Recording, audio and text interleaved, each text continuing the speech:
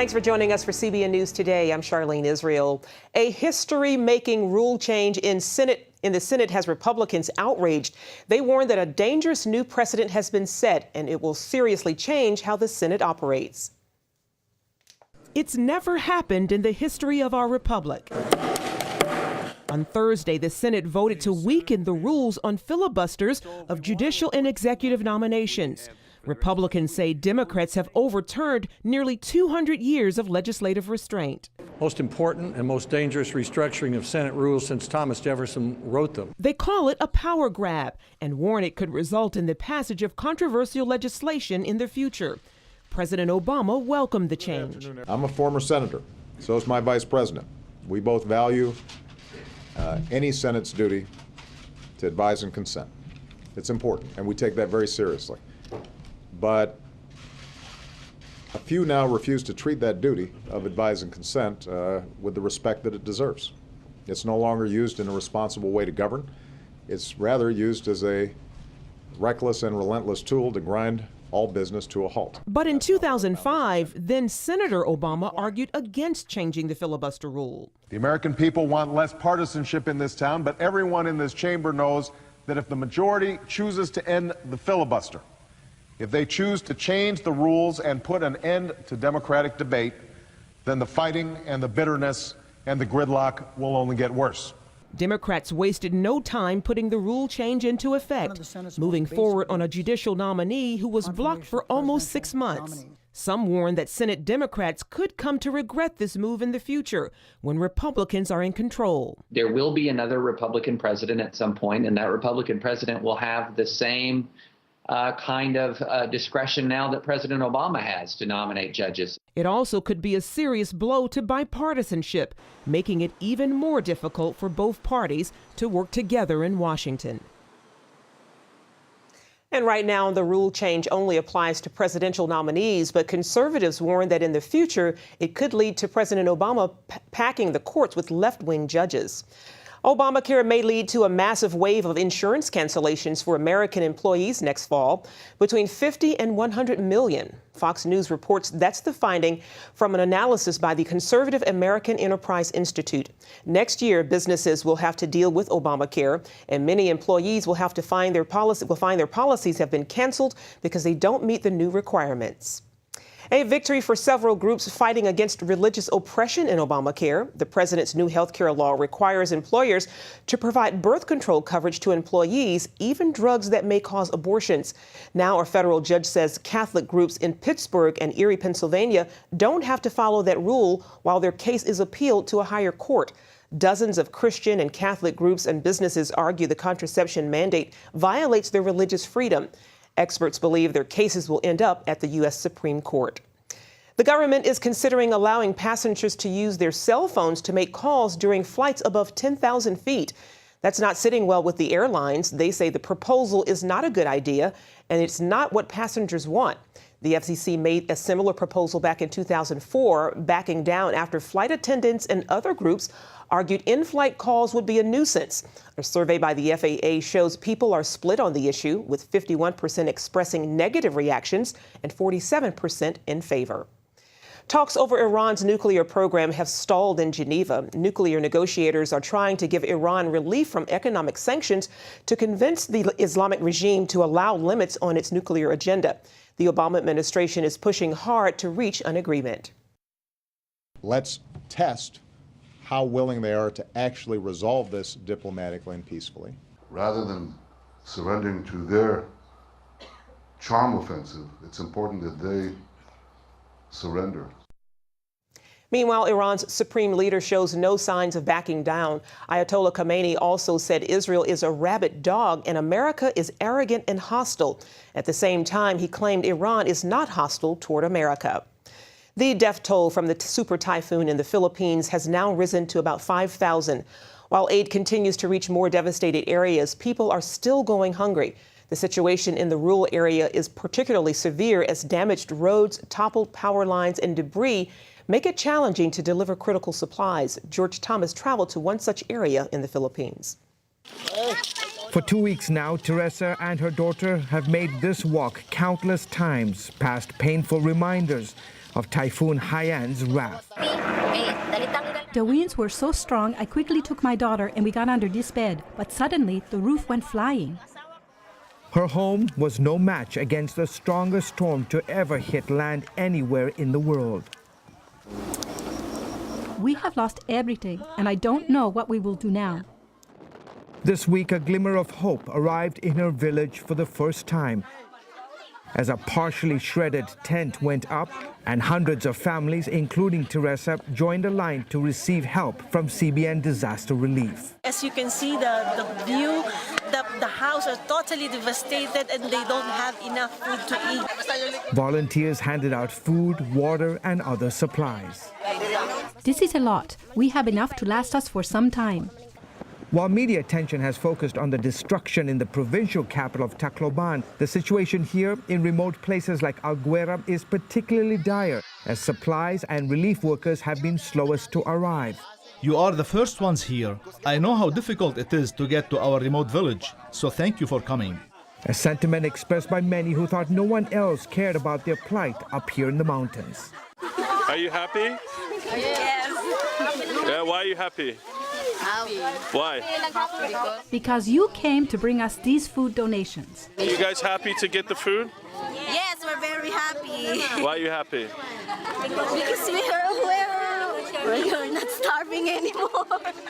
Here in the remote parts of the devastated areas, the majority of the folks are coconut farmers.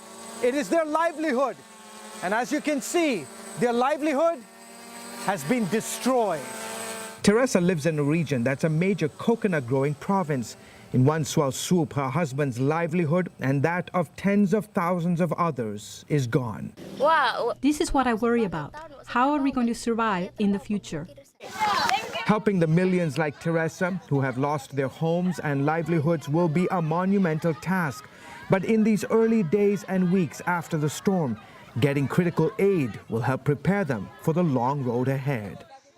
George Thomas, CBN News, Alguera, Philippines. Back here in the U.S., Midwesterners hit hard by tornadoes earlier this week are trying to find anything left behind after the twisters flattened almost everything. CBN's Operation Blessing is there helping with more than 100 volunteers. I'm standing in Trails Edge community, which is in Washington, Illinois. And as you can see behind me and all around me, this tornado ravaged this whole neighborhood and community. There's just debris all over the place. I mean, you couldn't even tell where your house was anymore. She is just one of the many that Operation Blessing has helped. We've had over 100 volunteers on the ground in this community and in Washington, Illinois. These people trying to put their lives back together, and right before the holidays have lost everything, but at least they have their lives, and with everybody helping out a little bit, we can help them to get back to where they need to be and start rebuilding. I want to thank all the Operation Blessing partners and the viewers that have been helping support Operation Blessing's response here in Washington, Illinois. We appreciate your partnership with Operation Blessing to help these people that are going through a tough time. The nation pays tribute to President John F. Kennedy today on the anniversary of his assassination. 50 years ago today, the country stood in shock as word spread of the president's assassination in Dallas, Texas. Thousands had lined the streets of Dallas to watch the president and first lady's motorcade. Then the unthinkable happened. 3 shots rang out, 2 of them striking the president. She did scream. She says, "My God, he's been hit." The president was hit in the head. The president fell over face down. There was no sign of life, in my opinion. He had a fixed stare. His eyes were open. As word of Kennedy's assassination spread, shock and sadness paralyzed the nation. President Lyndon B. Johnson was quickly sworn in, and the nation publicly grieved the loss of their leader. 50 years later, the country gathers again to remember Kennedy with a solemn ceremony in Dealey Plaza, where those fatal bullets were fired. Evangelist Billy Graham is back home after a 2-day stay in the hospital. He checked in earlier this week for observation and lung tests. Doctors are pleased with the results of Graham's evaluation. They say he was alert and in good spirits during his stay. This is the second hospital stay over the past month due to respiratory congestion. Graham has been hospitalized several times in the past few years. He recently celebrated his 95th birthday in Asheville, North Carolina. And coming up, the dangers of gun control. The author of a new book describes how a totalitarian regime first took away guns before taking away people's liberty. Hi, my name is Breda. I'm just your typical 9-year-old. I love singing, dancing, reading, discovering the simple truth. My grandpa says you're never too young or old to learn the value of a dog. He taught me the true value of this paper dog. You see this little gold coin? It says $1 on it. But guess what? That was a long time ago. Today, this gold dollar is worth over 100 paper dollars. This paper dollar is now only worth 1 penny compared to America's former money, the gold dollar. My grandpa says the only money worth saving today is real money, gold or silver coins. He's pretty smart. How our paper dollars lost their value, he says. It's all explained in a new book, The Great Debasement. It's easy and fun to read. If you call the number on the screen, I will send you a copy totally free. Next time, I will explain the simple truth about money.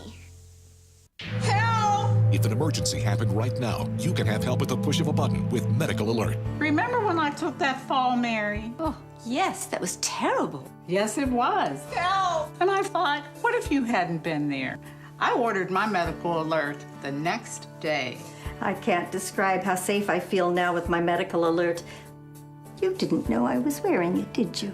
Medical Alert is easy to install, waterproof, and covers you inside your home and out. It helps me feel safe from fires, break-ins. And of course, a Medical Alert. And if you don't have a home phone, don't worry. They have that covered. There's always help at the push of a button. Don't wait till you need it. Get Medical Alert for less than $1 a day. There are no long-term contracts. Order now and get your second button free. Call for your free brochure. For your free Medical Alert system with second button free, call 800-575-8507.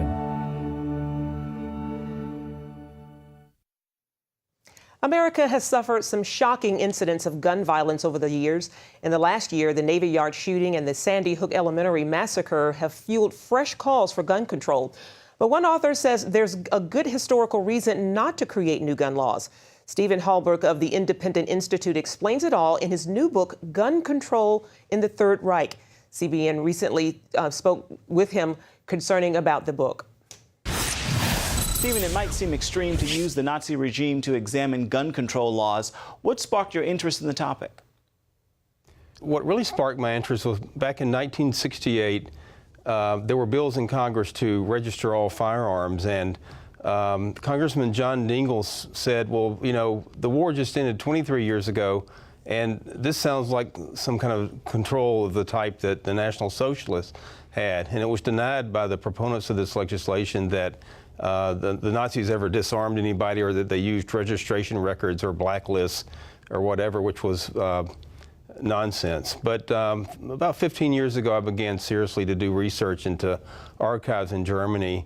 And it's just an untold history of how gun control was basically created in the Weimar Republic era. And registration records on all law-abiding gun owners were created, and then those records were later used when the National Socialists came to power to disarm first the political opponents of the Nazi regime and then the Jewish people. What did your historical research reveal about the dangers of gun control laws? Well, you heard back in the 20s they were making the same debates, pro and con, as you hear today. Those proposing licensing and registration of law-abiding gun owners thought that would do something about all the violence that was being committed, which was mostly political violence in Germany at that time. But they warned, do not let the registration records fall into the wrong hands. The opponents of that kind of legislation said that only law-abiding people will abide by this, so it won't do any good, basically. And then, sure enough, when in 1933 Hitler came to power, the records fell into the wrong hands because they immediately started to disarm all of their political opponents. That would be members of the Social Democrat Party or the Centrist Party, the opponents. Would a better armed populace actually have made a difference against such an evil totalitarian regime? They've put great emphasis on disarming any opponent or anybody they wanted to victimize. So we have to conclude that There could have been resistance of some kind. I'm not saying that the Holocaust would have never happened, but I am saying that things would have been, could have been different in individual cases, or there could have been resistance by groups. The problem, and what's so different, we have a Bill of Rights, we have the Second Amendment, we have a long tradition of constitutional guarantees in this country, and they didn't have that in Germany at the time. And the way the Nazis operated was to go after one group after another and do it separately so that people don't unite against them. Would you suggest that this could happen in America? I think it would be a great exaggeration to compare Nazi Germany to America today. We enjoy free elections, a free press, and the right to keep and bear arms. We're kind of like in the same as in the Weimar Republic. We have to be careful what kind of legislation we adopt so that something doesn't happen. But I think I agree with the concept of American exceptionalism, and I don't think we're anywhere near that horrible historical experience. But we do have to learn from history. Indeed. Stephen Holbrook is a research fellow at the Independent Institute and author of Gun Control in the Third Reich. Thank you so much for joining us. Thank you for having me, Efren. Enjoyed it. Up next, 50 years later, we'll take a look at the life and legacy of one of the world's greatest Christian scholars and authors. Attention sleep apnea patients. Are you tired of the expense and hassle of getting your CPAP and BiPAP supplies? Are you fed up with dealing with ill-fitting, leaking, or worn-out masks and straps? Are you worried about the effects that unsanitary tubes, cushions, and filters have on your health?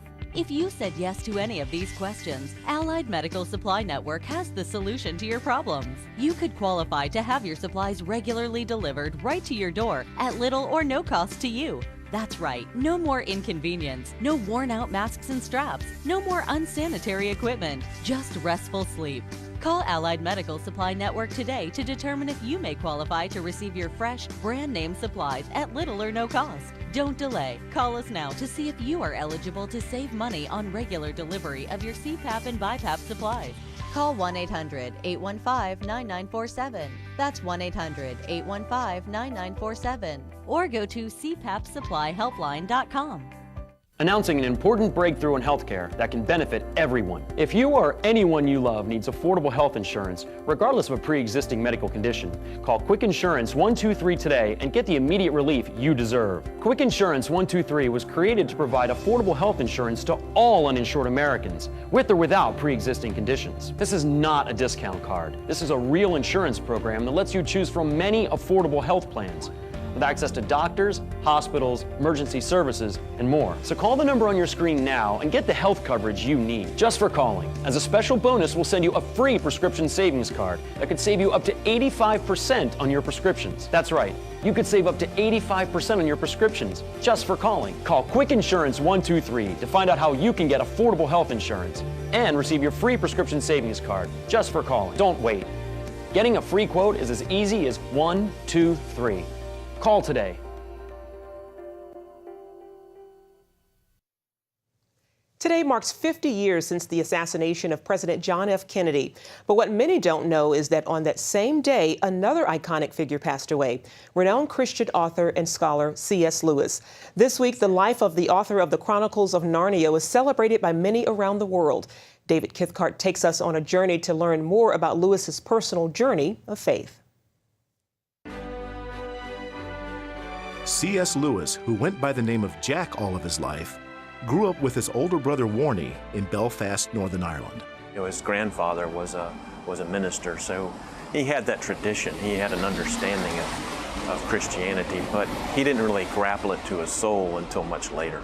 From very early on, Lewis had what we would probably now want to call mystical experiences. He had these stabs of joy and longing. He tells about just seeing a little model of a garden that his brother had made, standing under a flowering currant bush, and how the memory of that pierced him with a kind of longing. But the beginnings of Lewis's faith suffered with the death of his beloved mother. She had been a bulwark. She had been someone that he relied upon. Her faith was his faith. And when she died when he was 10 years old, that began a rather gradual erosion of his own faith, until when he studied under his great teacher, W.T. Kirkpatrick, his great tutor. Kirkpatrick himself was an atheist, Lewis eventually sort of adopted Kirkpatrick's point of view. Jack enlisted in the Army and fought in World War I. He experienced all the horrors inflicted on soldiers in trench warfare. Afterward, as he studied at Oxford University, his journey away from faith was now complete. He went through the whole process of being the angry atheist coming out of the First World War. In Lewis's early writings, the poems and Spirits in Bondage, what we find there is a person who on the one hand denies God, but on the other hand hates God. So he's living in, as he refers to it, he's in a world of contradictions. He's angry about what's happening to him, he's angry about what he sees happening in the world, and he blames God, and yet at the same time he doesn't want to believe in God. One of the interesting things that Jack discovered when he first went to Oxford University was that there are many people whom he really got on with very well, he liked enormously. And after a year or so, he suddenly began to realize that the people he liked all happened to be Christians. He had this intensely rational, logical mind. If he liked someone, he would really want to figure out for himself why he liked them. And he found that it was the way they lived their lives that made him find them attractive personalities, nice blokes, good companions, good friends. When he discovered, of course, that the people who lived these lives that way were Christians, he must have had to start thinking, well, maybe there's something to it after all, because it seems to work. His pursuit of truth made him uncompromising. He wouldn't settle for Christianity when it sounded like a silly story someone was making up. Because Lewis had a real difficulty reconciling his interest in myths and Norse sagas. He really loved that kind of stuff, but he was also a rationalist. He was a modern man in 1931, and he only wanted to believe things that were actually true. C.S. Lewis's journey to faith is sort of like a two-stage rocket, you know, that one level fired off and then the next level fired off, that he first had to go from atheism to a belief in the existence of God. He soon became a theist. He suddenly realized that there is no other answer that works. There must be a God. And almost more difficult was from a belief in God to a belief in Jesus Christ.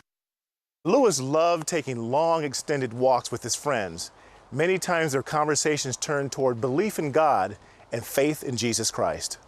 And you can imagine late at night after dinner, C.S. Lewis is walking with Tolkien, the author of the soon-to-be author of The Lord of the Rings. These two great men are walking together. And Tolkien, who was already a Christian, was explaining to Lewis that the Christian story is the world's only true myth. When he was presented with the true myth, the one that really happened, he rejected it. And it was pointed out to him, I think probably by Tolkien that particular evening in Oxford, that the reason he rejected it was because it really happened. Because people were telling him that it really happened. It wasn't just a story. Because that knowledge suddenly demands from you a reaction of choice, to believe it or to reject it. Somehow what Tolkien had described to him that night sunk in a couple of days later. Jack was leaving his home in Oxford, called the Kilns, for a trip to the zoo in his brother Warnie's motorcycle sidecar. At some point during that ride, Lewis finally came to a decision about Jesus Christ.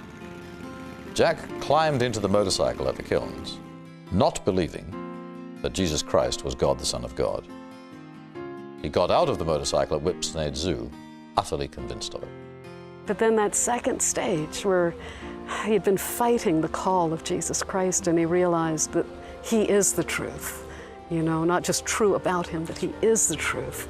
And the second stage of that rocket went off. He came all the way home to faith in Jesus Christ.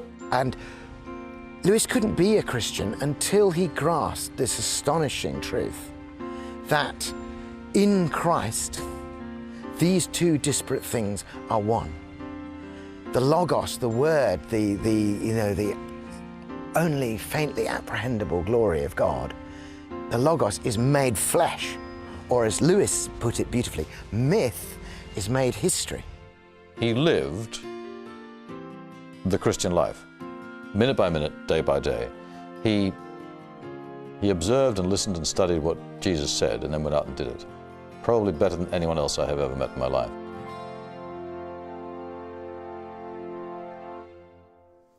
and stay with us. We'll be right back.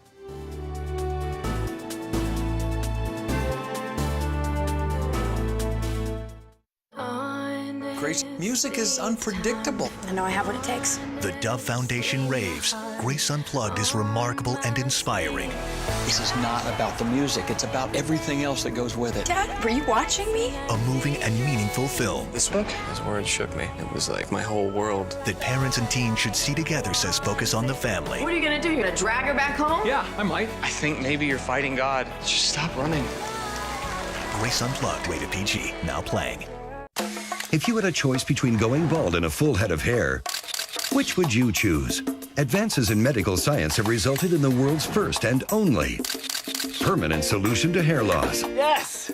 You wash it, you cut it. It's your own real, naturally growing hair. When it comes to hair restoration, no one in the world has more experience than Bosley. The results look completely natural and are affordable on nearly any budget. But the entire process can't be explained in 60 brief seconds. So to find out more about this clinically proven and permanent solution to hair loss, call now to receive your free no-obligation information kit. It'll answer all of your questions about hair loss and hair restoration. Plus, we'll also send you this $250 gift certificate just for calling. Every day you wait, you're losing more hair. So don't put it off any longer. You owe it to yourself to find out the facts. Choose hair. Choose Bosley. Call 800-868-9957. That's 800-868-9957. Grace, music is unpredictable. I know I have what it takes. The Dove Foundation raves. Grace Unplugged is remarkable and inspiring. This is not about the music, it's about everything else that goes with it. Dad, were you watching me? A moving and meaningful film. This book, his words shook me. It was like my whole world. That parents and teens should see together, says Focus on the Family. What are you gonna do? You're gonna drag her back home? Yeah, I might. I think maybe you're fighting God. Just stop running. Grace Unplugged, rated PG, now playing. Hello? Is this thing on? Hey, kids, do you love games? And do you love discovering things? Well, do ya? Then you're gonna love this.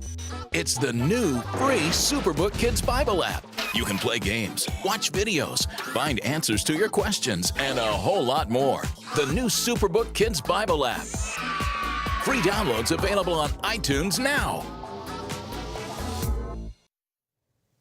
Finally, CBN is working to launch Superbook in the former Soviet Union. 200 representatives from Christian organizations in Russia, Ukraine, and other former Soviet Union countries attended a meeting in Kiev to hear about the Superbook project. They received practical advice on starting Superbook Kids Clubs in their cities. The classic Superbook series was broadcast in the 1990s, and millions of children responded. I love Superbook. Good to see it expanding. Well, that's going to do it for now on CBN News Today. You can find more of our exclusive coverage of the issues you care most about at cbnnews.com. And tell us what you think about the stories you've seen here today. You can do that on Facebook or at CBN News on Twitter. We hope you'll join us next time. Have a great day. God bless.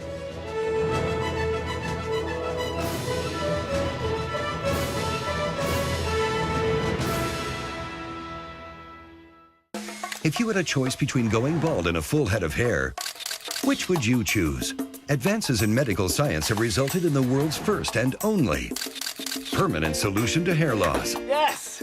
You wash it, you cut it. It's your own real, naturally growing hair. When it comes to hair restoration, no one in the world has more experience than Bosley. The results look completely natural and are affordable on nearly any budget. But the entire process can't be explained in 60 brief seconds. So to find out more about this clinically proven and permanent solution to hair loss, call now to receive your free no-obligation information kit. It'll answer all of your questions about hair loss and hair restoration. Plus, we'll also send you this $250 gift certificate just for calling. Every day you wait, you're losing more hair. So don't put it off any longer. You owe it to yourself to find out the facts. Choose hair.